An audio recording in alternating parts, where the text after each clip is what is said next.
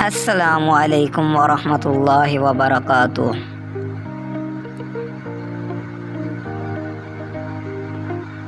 चलिए बताइए वो क्या चीज़ है जो ठंडी हो तो काली होती है, गर्म हो जाए तो लाल और फिर ठंडी हो तो सफ़ेद हो जाती है।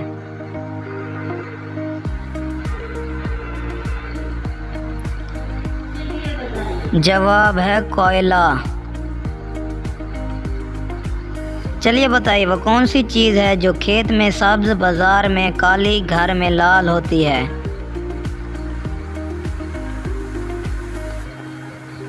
जवाब है चाय की पत्ती। चलिए बताइए वो कौन सी चीज़ है जिसके आने से हम गर्म और जाने से ठंडे हो जाते हैं।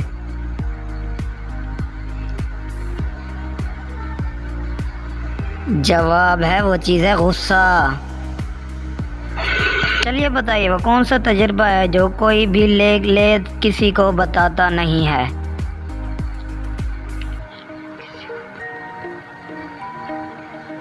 जवाब है मौत का तजुर्बा। चलिए बताइए वो कौन सा बिजनेस है जिसमें गाहक को छोड़ने के पैसे मिलते हैं।